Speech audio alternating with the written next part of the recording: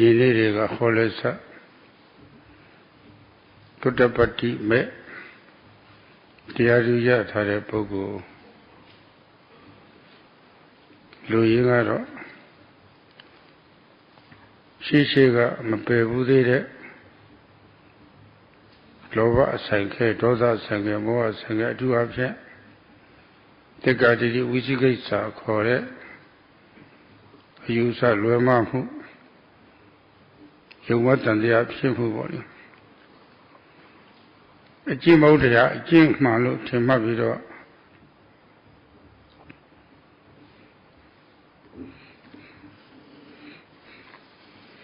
In previous days, Sayadaw started to speak about the benefits that one gains when one realizes Sotapatti path knowledge. The elimination of the large mass of lobha, greed, dosa, anger, and moha, delusion, and especially the false view known as Sakaya Deity, the belief that there is a self regarding this nama and rupa, which is evident, mind and matter, and skeptical doubt, vicikecha, and silabata paramasa, the belief in rites and rituals. These are all eliminated. And Sayadaw spoke about how one comes to suffering through practicing in the wrong way. So today, according to the order, he will talk about how samsara, the suffering in samsara, is like an ocean. It is called anamataga sansara, vota dukkha samoda soseti. This benefit of getting Sotapatti path is that the ocean of samsara is compared to a great ocean because its start cannot be seen, anamataga. And this mind and matter occurring continuously, that is called samsara, in this the round of kilesas is occurring, that is avidya, tanha, and upadana, ignorance, craving, and clinging, are revolving like a circle, like a wheel. And based on these, one performs actions, good actions and bad actions. And although one performs good actions, they bring with them the result of birth, in which, in a new life where one ages, gets sick, dies. So this type of suffering follows. As long as there are causes, there will be results. So the cycle of kilesas, the cycle of kama or actions, and the cycle of results, where do these occur? They occur in every moment of seeing, hearing, smelling, tasting, touching, bending, stretching, lifting, moving, placing, opening and closing the eyes, blinking. They occur in mind and matter, nama and rupa. So there is no end to this, and that is why this samsara is called anamataga samsara, the samsara whose start and end cannot be seen. And in this, suffering arises, suffering comes. That's why this is compared to a great ocean. And with gaining the knowledge, path knowledge of the Sotapanna, this ocean is dried up. So it is said, anamataga sansara vutta dukkha, the suffering of the cycles of samsara that is like a great ocean is dried up by the path knowledge. So today Sayadaw would like to speak about this in theory and in practice.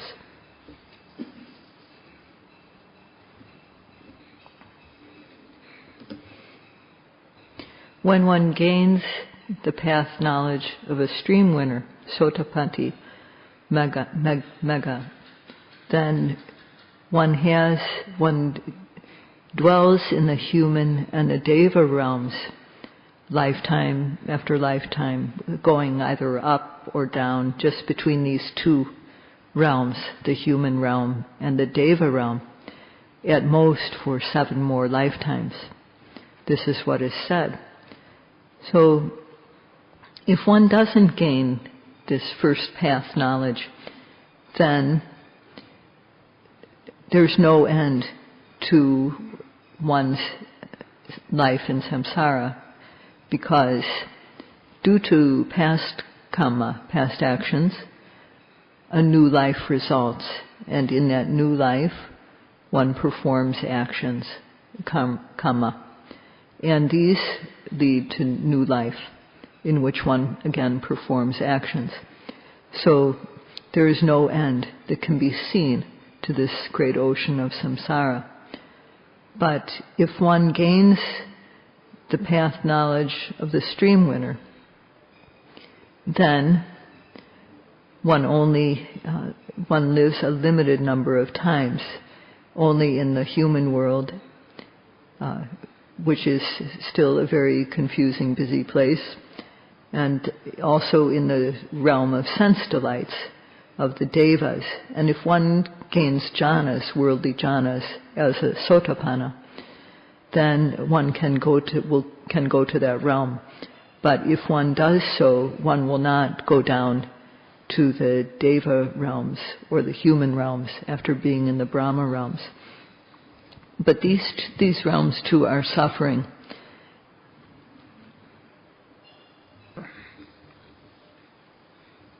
The path of Sotapatti, the Sotapanna, first path knowledge, as Sayadaw said yesterday, it dispels extreme greed, extreme hatred, extreme delusion, as well as doubt. These no longer arise, and thus one is free of apaya, the lower realms.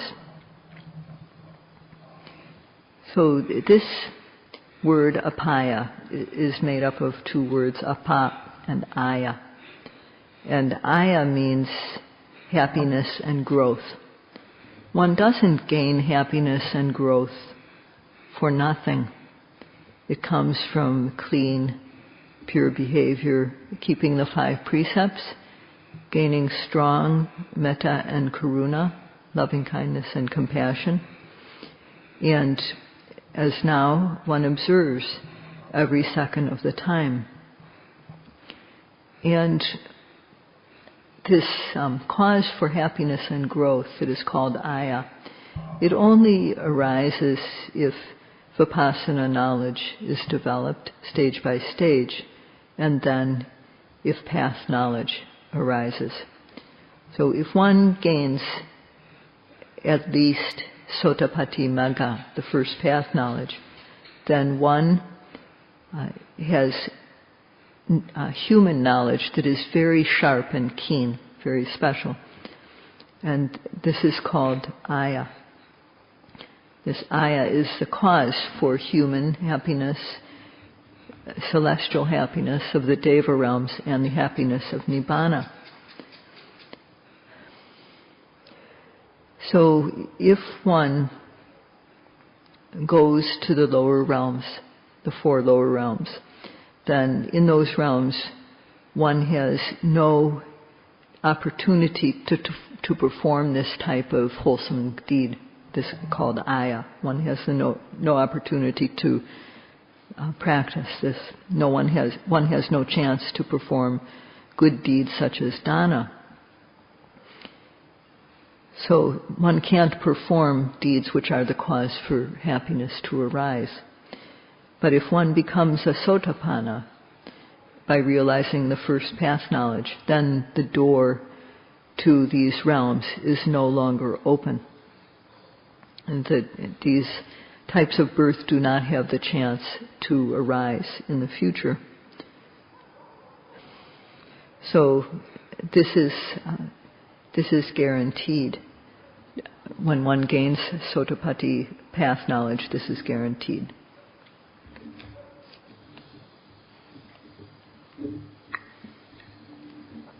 If one gains the knowledge of a Sotapanna path knowledge, it eliminates very base physical and verbal behavior, and it eliminates false beliefs that are the causes for suffering. So these are cleared out to the point of no return. And one is thus called an Arya. Arya means clean and pure. In English it's translated as noble one. So the one literal meaning is that of cleanliness and purity. If one is not clean or pure, then one is low and base. And if one is a little bit clean, then one's status is a bit higher. So one is the cleaner and more pure the one is, the higher one's status. And if there are no kilesas, no defilements left at all, then that is the stage of an arahant. So this is what the meaning of Arya is, to be clean and pure, and it also has the meaning of Uttama, which is to be excellent. So if one reaches this point, such a person, a person who is Arya, automatically gains 7 possessions without even having to look for them.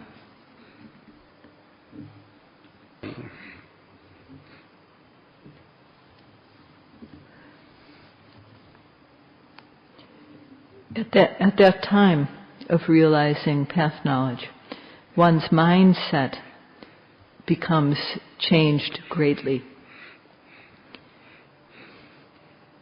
One gains 7 benefits or 7 qualities. And before realizing path knowledge, one knows how one's mind is.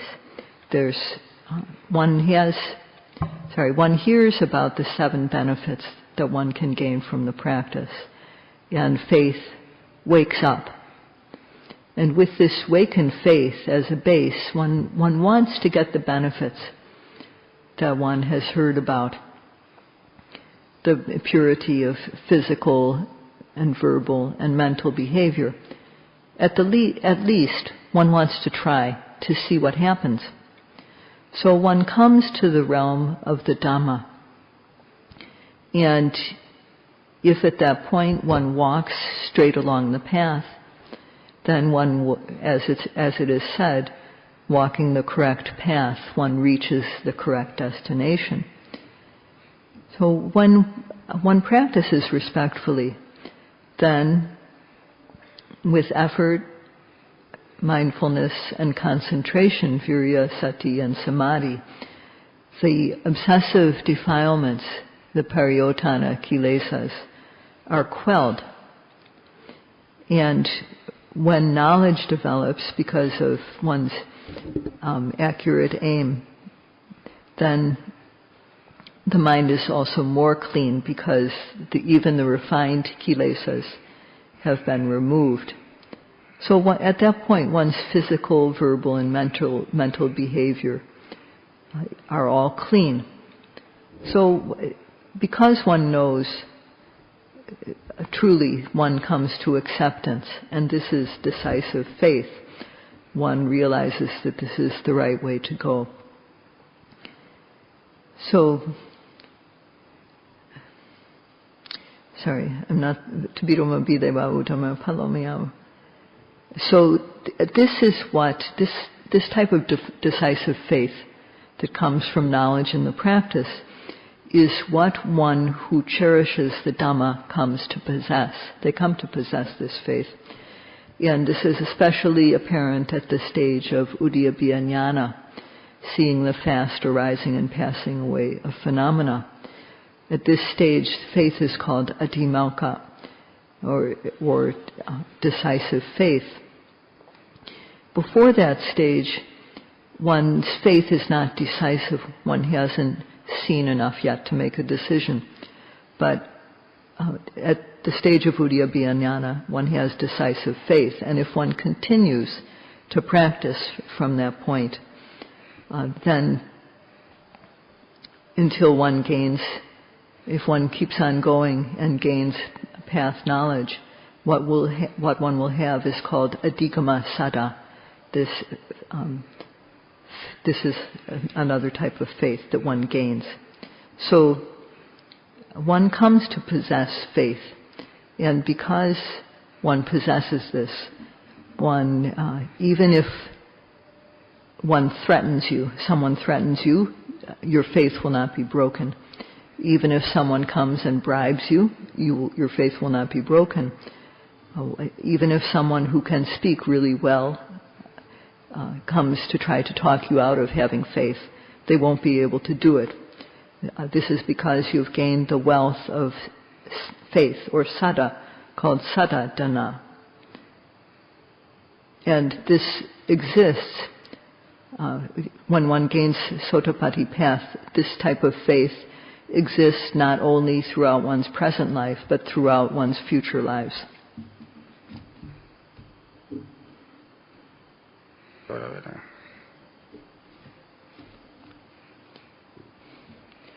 When one controls oneself so as not to err, not to make mistakes, and so as not to harm others, by walking the pure path, doing so one becomes pure oneself. One gains virtue. And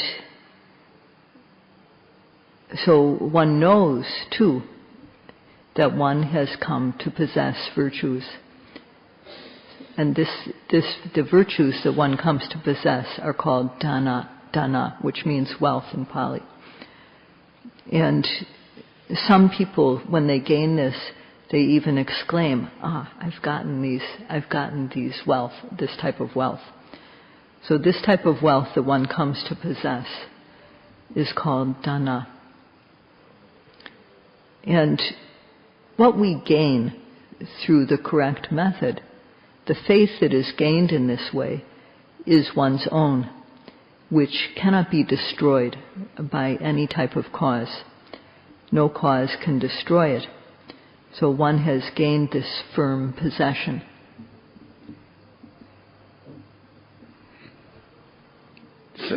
Sila dana, the wealth of sila, or morality. For ordinary lay people, the 5 precepts which make us true human beings, the avoiding of killing, the avoiding of stealing, of committing sexual misconduct, of lying, of taking drugs and intoxicants. The avoidance of these 5 is the good practice of sila. And as a Sotapanna, one doesn't break these 5 precepts.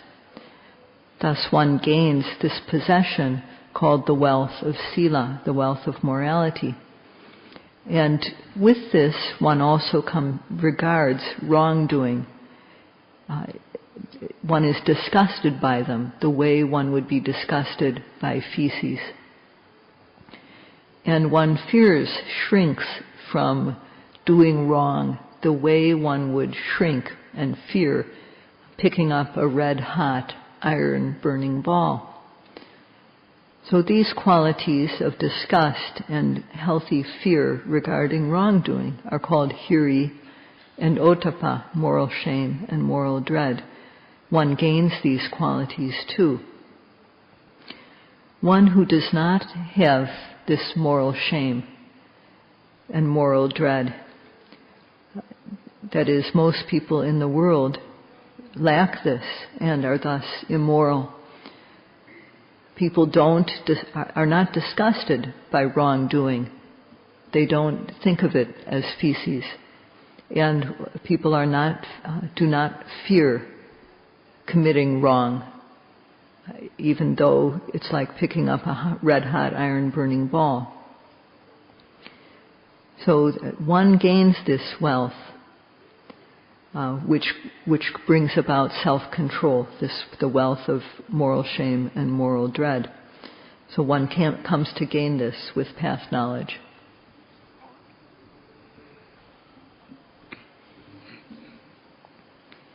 Hiri and Ottappa are like the color white, this moral shame and moral dread. When one goes into a hot place, if one wears white clothing, then the white will repel the heat. Whereas if one wears black, it will absorb heat. So Hiri and Ottappa, moral shame and moral dread, extract the heat of the kilesas. Because of having shame, as though the wrong deed were feces, one doesn't want to touch it. One doesn't want to do that type of thing. And also because of fear, because one regards wrongdoing as dangerous as a red-hot iron-burning ball, one won't touch that type of thing. Thus one's mind becomes, because one has this mindset of moral shame and moral dread, one's mind becomes clean. Thus the heat of the kilesas is extracted. One who possesses these can preserve one's own individual world and can also make the world around one peaceful. And thus it is said that one who can do this, preserving one's own individual world and making the world around one peaceful, shines with this virtue. And the virtue that causes people to shine is this good quality of Hiri and Ottappa, moral shame and moral dread.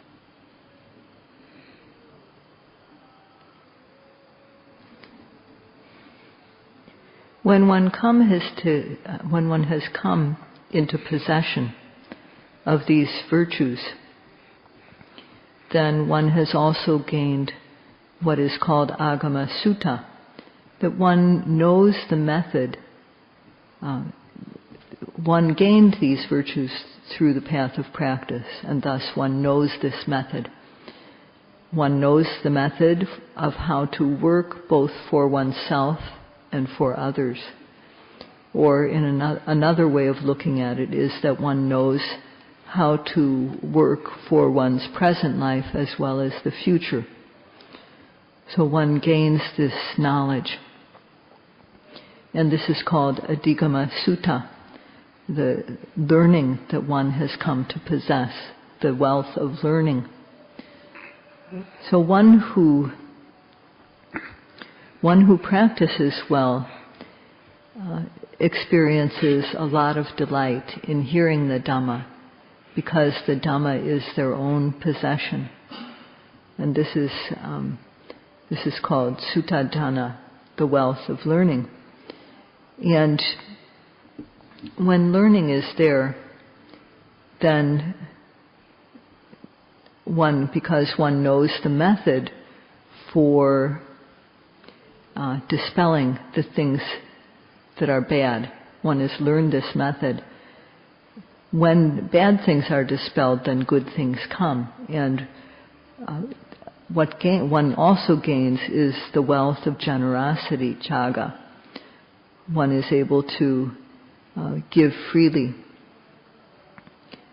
And one also gains the wealth of wisdom, because one knows the theory and one knows the path of practice stage by stage. And when one develops vipassana knowledge so that it comes to maturity and one realizes nibbana, all these are the types of panya, from knowing the theory to knowing the path of practice stage by stage, to knowing it all the way until the goal. These are all wisdom that one gains. So one also gains the wealth, the possession of wisdom, panya dana. So these are the 7 that one gains: faith, or saddha, morality, or sila, hiri, moral shame, ottappa, moral dread, learning, which is sutta, and generosity, caga, and panya, wisdom. when one realizes past knowledge, these possessions become one's own. And these are the 7 possessions of a noble person, an Arya. And it's as though they're placed at one's very feet when one comes.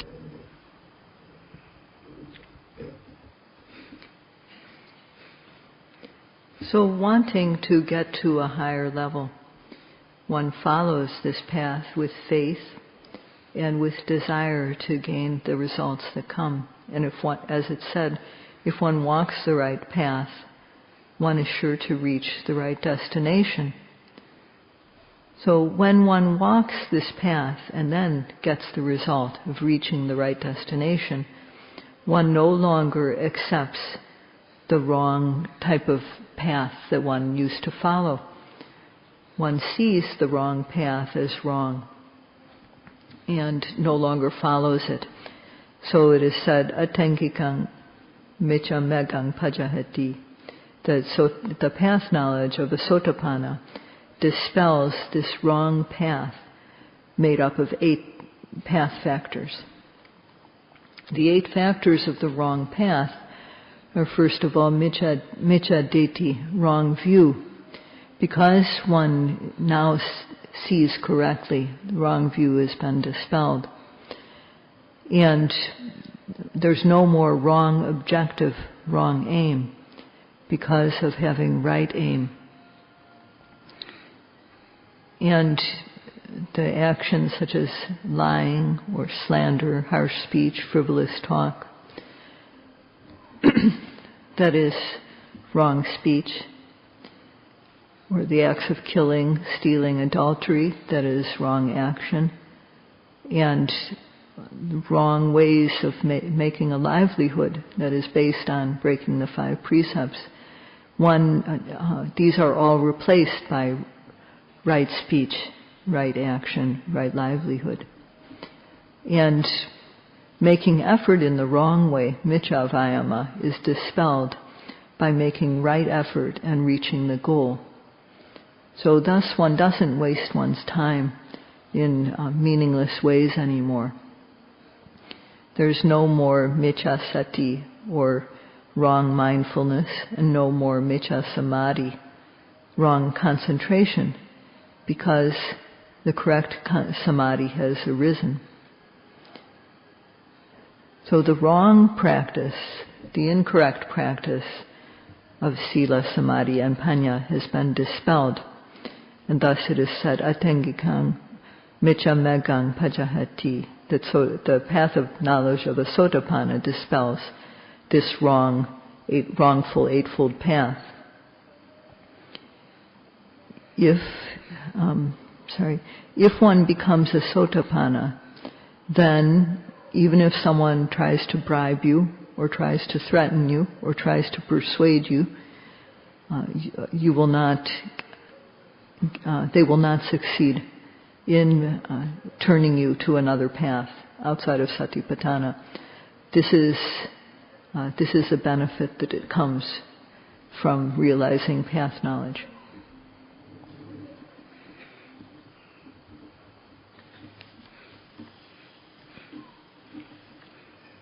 And another benefit is esamago sabawira bhyani upasameti, that this path quells all enemies and dangers. Vera is translated, Vera is the Pali word, and translated as enemy. There can be 2 types, either internal or external. Or another way of looking at it is there is the enemy of the kilesas, defilements, and the enemy in the form of a person. The kilesas occur inside oneself. When greed arises, it arises in one's being.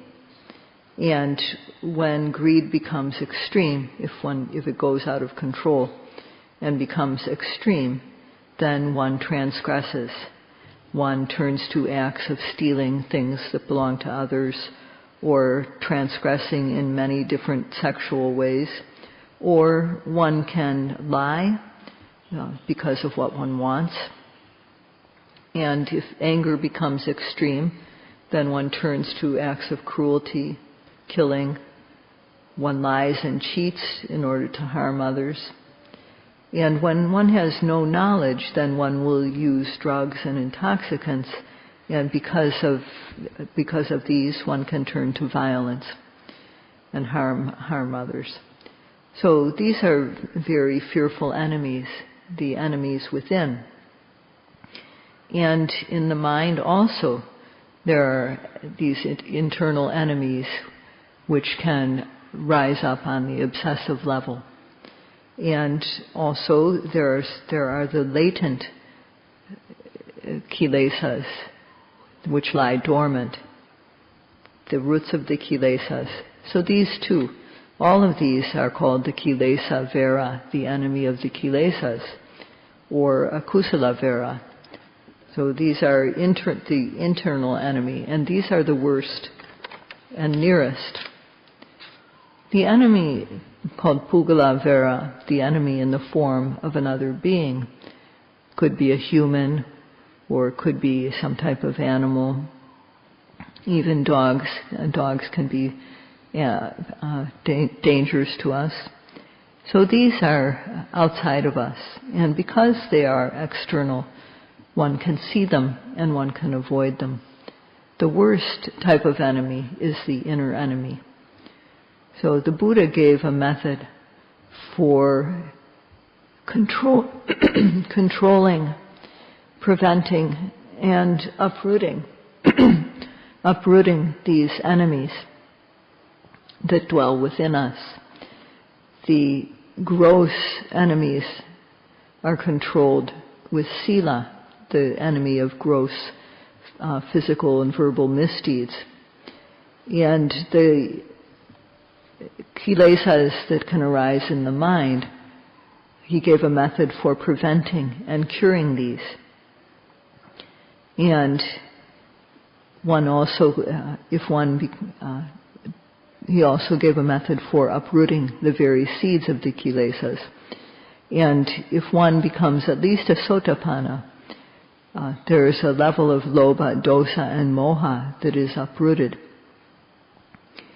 So if one does wrong, then dangers are sure to arise, fearful things are sure to arise. First of all, having done wrong, having committed a gross misdeed, then one becomes dissatisfied with oneself. One feels regret, and this is something that causes one to fear. Fear is called beya. And there's also the danger of being criticized by those around one, especially the wise. Paranuvada beya. People will say, if one does something wrong, people will say, that person is bad. They're disgusting. And furthermore, if in doing wrong one has broken the law, then one can be subject to prosecution under the law by the authorities. And this is called danda bhya, the fear of punishment or danger of punishment. And fourth, because actions which are bad were performed with bad intention, there is the danger of being reborn in a lifetime, dugati bhya. So as long as there are enemies, these internal enemies, dangers will arise. There will be things to fear. But if these internal enemies are quelled, then there will be nothing to fear, and one gains a peaceful world for oneself.